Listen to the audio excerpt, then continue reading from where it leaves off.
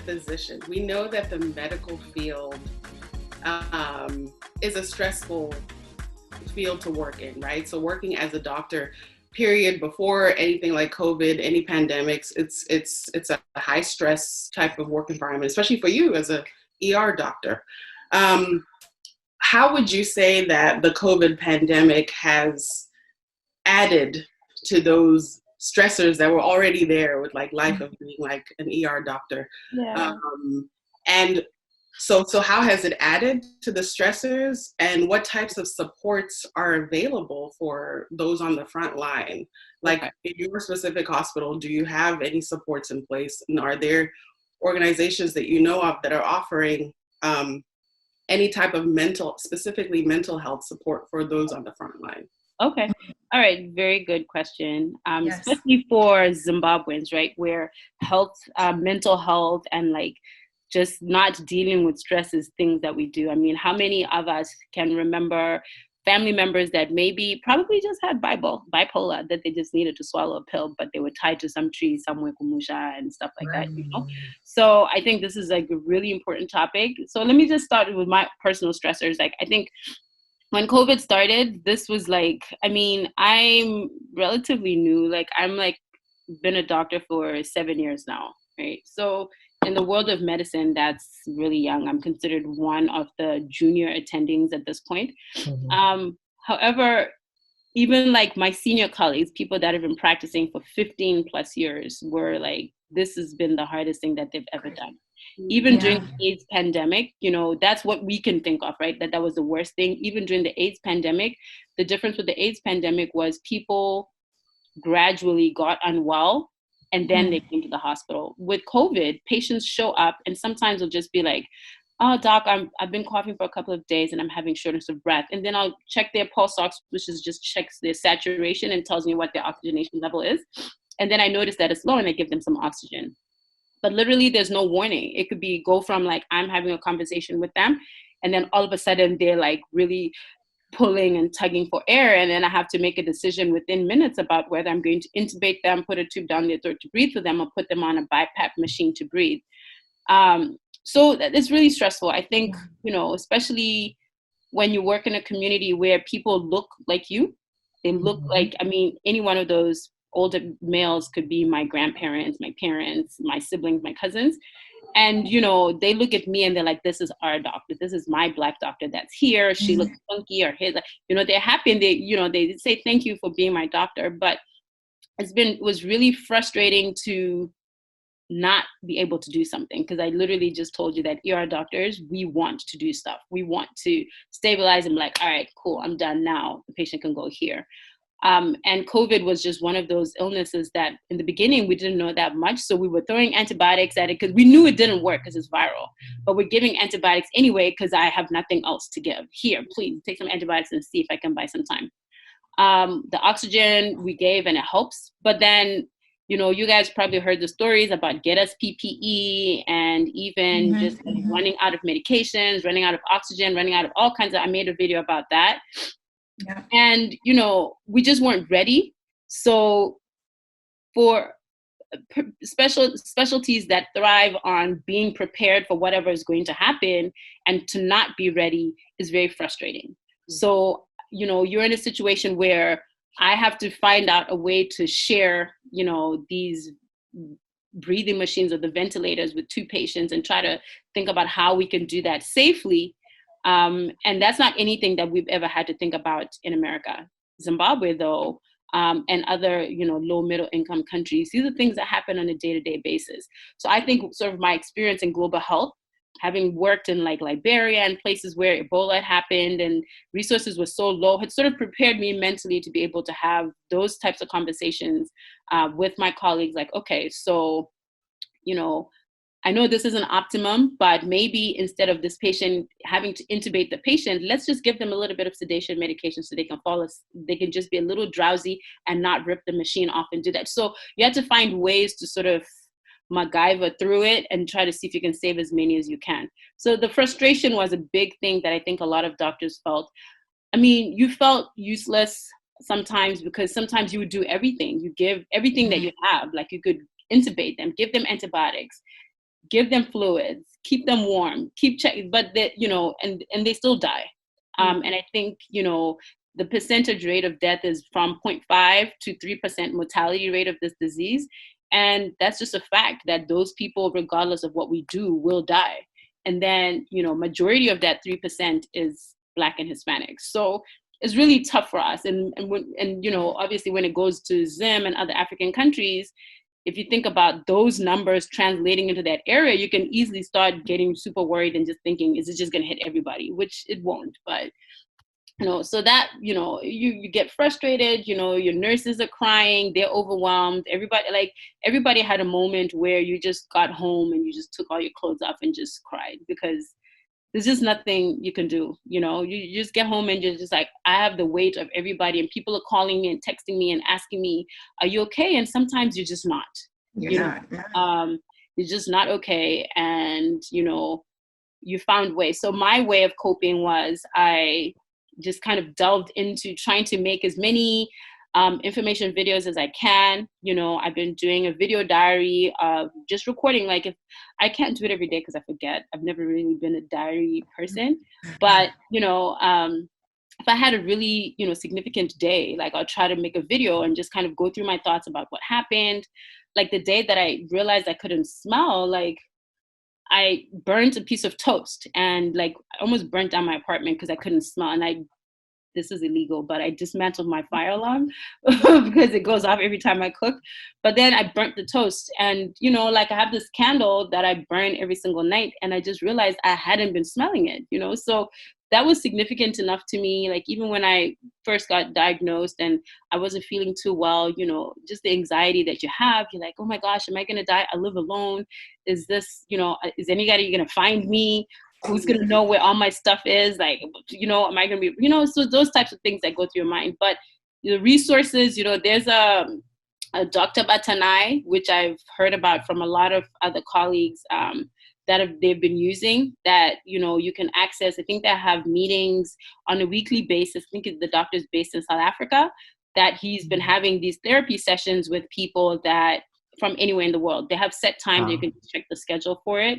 And I think it's great, especially from an African perspective, even for healthcare workers within Africa. At my particular hospital, we had something similar. We had Zoom meetings where everybody would just come and talk about how you're feeling, what's going on, your frustrations, what are you nervous about? I mean, it was terrible. Like, patients were dying alone and they still are, because we can't let people in the hospital. So imagine the one time you went to the emergency room, how many people you went with, and we let them sit at your bedside and calm you down. These guys can't breathe, and we're all covered up head to toe, so they can't even see my face.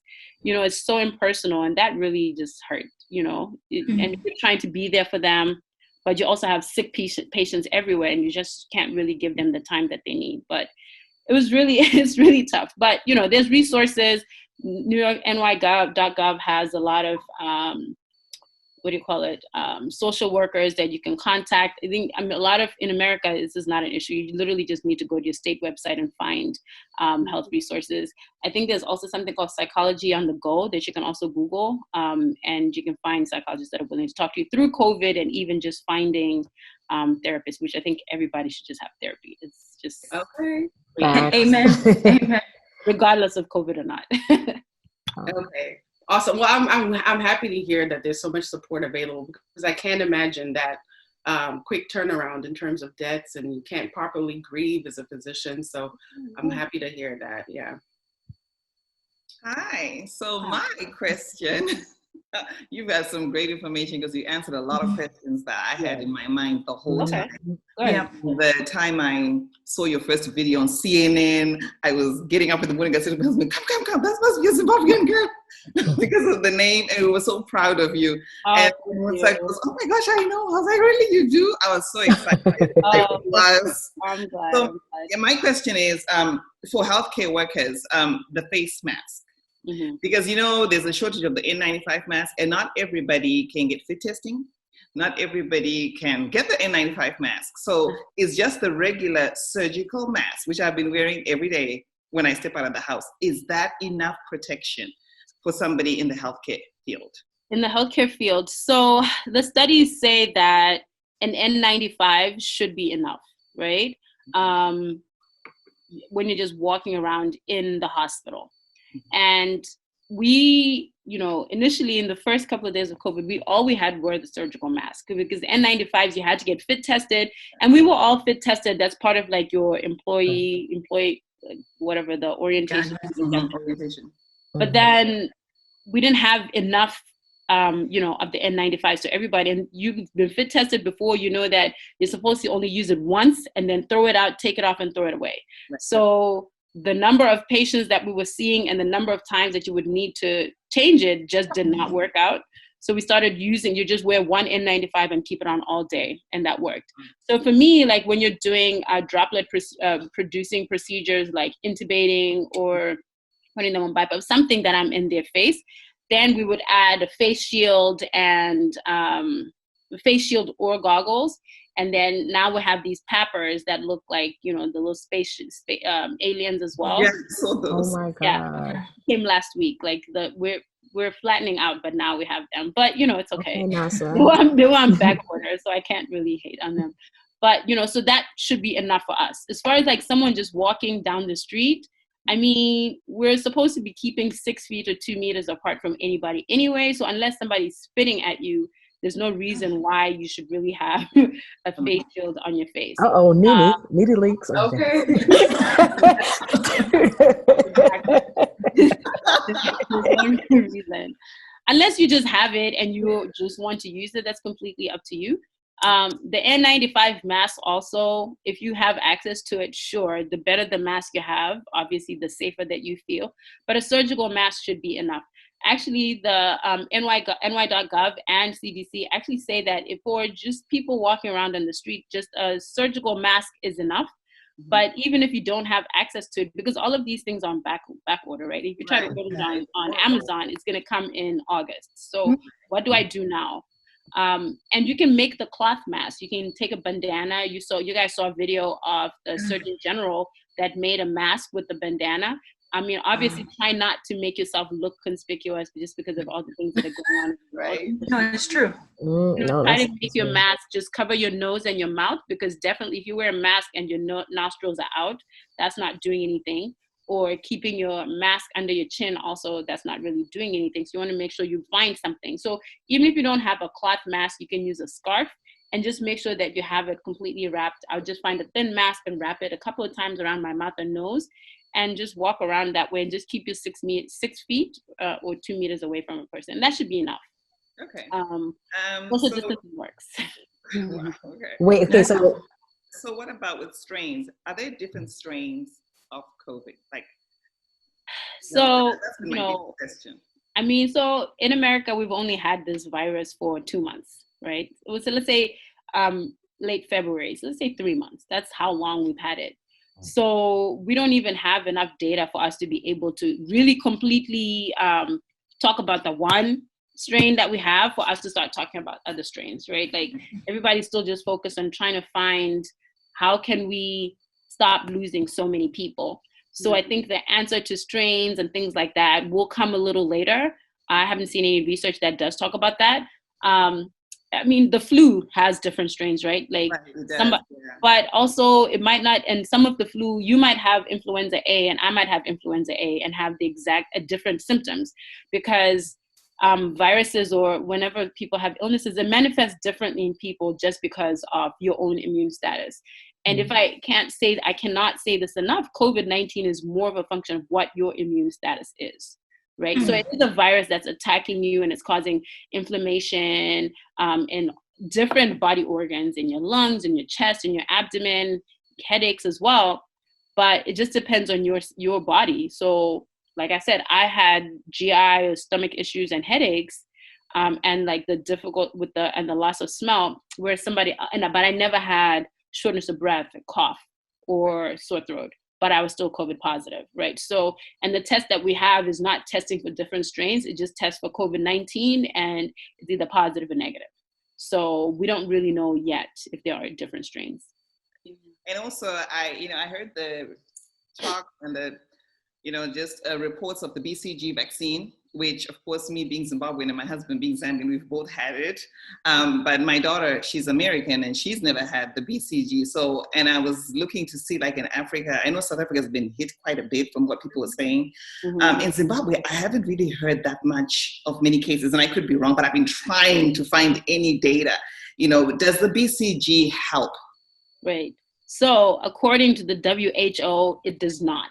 Okay. So, and really South Africans get BCG as well. So anything that disputes the thought that it does. The one, and I just read this on WHO, they answered the question specifically whether BCG is protective for COVID-19. And the reason why it even came up was because there was a study, I can't remember, somewhere in South America, where they noticed that they compared children that had had BCG shot to children that had not had the BCG shot, and found that the ones that had had the BCG shot had better responses to COVID-19. There were so many confounders. There's so many things in that case that maybe the children that didn't have BCG, the children, who knows what the different things were, right? Maybe the reason why they had the BCG, and the reason we have BCG is because it prevents you from getting TB, right? But so maybe you were already infected with TB in the past, or you've been exposed to so much TB that your immune system has revved up so much that by the time you get COVID-19, you're prepared to fight. There's so many different things that they have not been, so it was promising, but there's not enough research to say yes. And the WHO has put its foot down and said, no, it does not, because we don't want parents in the United States or places that are not inundated with TB to go and start banding BCG shots. And now there's going to be a shortage for people that actually live in countries that need it for tuberculosis. So do y'all all have your I don't, cause I was born in Canada. My brother was born in Guyana. So I was like, you Canadian, where's your vaccine shot? And I'm just like, the only Canadian, right? So, okay, now I feel better. I'm gonna go to my cousin, let them know, okay, I don't got the tattoo, but it's not. It makes a difference. Yeah, I mean, the Caribbean community was definitely going hard with the BCG. Yes. You know, Caribbeans, Haitians. I mean, there were so many other things like, oh, COVID can't go to hot countries, Black people can't get COVID. And it's literally been the opposite. Like, BCG doesn't help. There's not enough research for a lot of these things that people are saying. And until WHO says so, it does not exist. Okay. Okay. I was saying my worry right now is when the kids go back to school, do you think, you know, as a parent, and I'm sure Tina, you're in there with me, Charmaine, baby boo is still little, he stays home. But as a parent, I'm really, really worried about August and September, schools opening.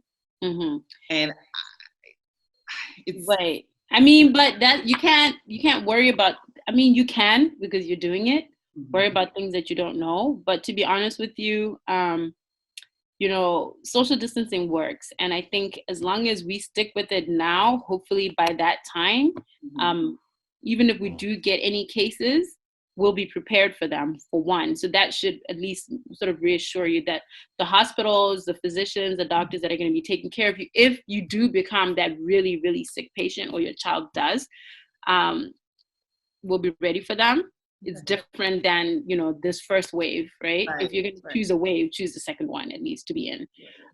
But also, I think it's going to happen. Like, I mean, everybody's been at home, staying away from everybody. So at some point when we all go out, we're going to catch stuff, right? Kids go to daycare all the time and they just sniffle the whole time, all the time. How many, like, runny nose here, runny nose there. Every day. You might get it and you won't even know.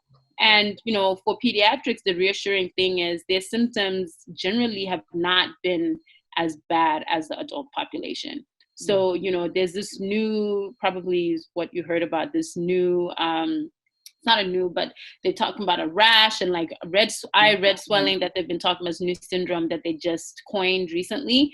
And that's kind of like the same thing in the realm of, you know, we're giving these percentages of like really, really bad cases that the adults have, but majority of people will do well. And, you know, your child is healthy, your child has never been hospitalized for anything. They had a very normal gestational phase. They had all of their vaccinations. they're so exposed to so many other things at school that their immune systems, and that's what they've been postulating, that children's immune systems are so overactive already just because of all of the exposures, that when COVID kind of enters their immune system, because the immune system is so revved up already, that's why they probably do well. So, definitely, your child best. You want to be vigilant and kind of keep track of the symptoms. If your kid is coughing, sore throat, runny nose, and they're running around doing nothing, definitely I wouldn't be rushing to bring that kid to the emergency room. Call your pediatrician. And, by the end of the month, most places should be able to do COVID testing. So, call your doctor and schedule an appointment for a well child visit, or like mildly unwell child visit to get COVID testing. Otherwise, the symptoms that should make you bring your kid to the hospital is if they're short of breath, or if they're complaining of chest pain, or which in a 2-year-old, what does chest pain mean, right? So you're going to have to interpret that. And they have altered mental status. And it's the exact same thing for adults. And altered mental status in children is a little harder, especially the younger ones. Are they sleepier than usual? So not like, oh, they usually take a 2-hour nap and today they slept for 3 hours. No, like they don't want to eat. They don't want to drink. They just kind of lethargic and limp. They don't sit up. They don't, kids cannot eat, but as long as they drink, it's okay. But when they stop doing everything, then you have to worry and bring them. So, I think that's the hardest part, even for adults, when to know to go to the doctor, when to know to go to the hospital. And if my leaving comments would just be, try not to go if you can. But we realize that, heart attacks and strokes and all these other things that were happening before COVID are still happening. And we don't want those people to suffer at home. So come to the hospital if you need to, right? And, the symptoms I gave you, the reasons to come to the hospital, everything else, call your doctor. And for the most part, if you say something scary to anybody on the phone, they're going to tell you to come to the hospital. But, we're being really careful to at least try. And there's telemedicine, telehealth that you can do now. So take advantage of those things. It's not the same as when you see a doctor and they put a stethoscope on you, but it's better than nothing. It's better than you like sitting at home and just trying to diagnose yourself. Right, WebMD. They're still going to bill you, but it's better. You're paying for the insurance anyway at home. So why not call them? And a lot of them have set up, because they don't want you to come either to them. They want you to go to the emergency room, right? So if they can stop you, if they can send you something for if your kid is coughing or you're coughing, and we can send you something to the pharmacy if you have asthma, and I can just send you an albuterol pump just for your asthma, instead of you coming to the hospital and potentially being exposed, I would rather send you a prescription to the pharmacy and you pick it up and try it. And then if it doesn't work, then come to the hospital. Okay. All right.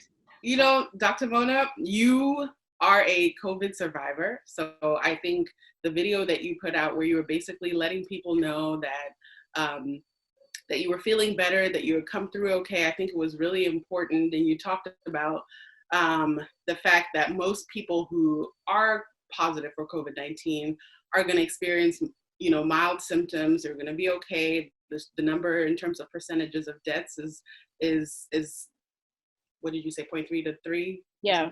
Okay. So I think that was really important because there was so much fear surrounding, if I get it, that's it, I'm out. Right. So it was really powerful for you to release that video, and we hope you to release videos so that we continue to hear from you. And we want to thank you. We want to thank all of the healthcare workers that are out on the front lines. Like, the work that you're doing is just beyond commendable, putting yourself out there, putting your health at risk in order to keep all of us safe. So we thank you so much for talking to us. This has been wonderful. We hope to hear more from you. We wish you all the best. Oh, thank you. And now we know if we're in, what is it, Browns? So wait, do you also work at Kings County? You work at both? I trained at Kings County. Okay. I work at Downstate. Okay, so now we know when when things settle down, we can come see you. We can come pop in. You will be fine, and we have so many Zimbabwean doctors in New York City that you're gonna be so fine. We have a really big, and this is how probably Kuda was even telling you to hit me up for that. But we have the ZimDocs USA, which is a network that we've made of Zimbabwean doctors in all kinds of specialties just to sort of use each other's networks, our knowledge bases, and our expertises to sort of advance each other. In COVID, it became one of my therapy outlets. You know, we talked a lot about the different cases that I was seeing here in New York. Other areas that were hit pretty hard were New Orleans and Chicago, and we got a lot of like feedback from those guys. And it's just nice to have colleagues that sort of understand you have similar backgrounds, similar cultural experiences to where you can talk about things like that. So you're not alone. We're happy. We're doing well. Hopefully this thing is gonna go away soon, and then we can kind of go back to our lives and maybe have some type of summer this year. Right. A hot girl summer. Oh, it's gonna be a real hot girl summer. All right. Thank you so much, you guys. Really appreciate it. Thank you. This was really great. We're so proud of you. Oh, thank you so much. Oh, thank you. Thank you. I really appreciate it. Thank you so much. Keep in touch. You know, if I come to Texas, I'll let you know. Maybe I'll get to sit at your little table and drink some. Yes. Yes. And I'm always in Brooklyn. Wine, whatever you want. Exactly. Champagne. I'm gonna come see you at the hospital. Don't come to the hospital, but I mean, like in the future, like, you know, like wave after wave, like exactly. Yeah. And then we can do. But so SUNY Downstate is about to be the COVID center for New York, so definitely not going to be having any visitors for the near future at that hospital. But, yeah. When they open back up outside. Definitely. Nice meeting you guys. All right, take care. Take care. Thank you. Bye, guys. Have a good weekend. Bye.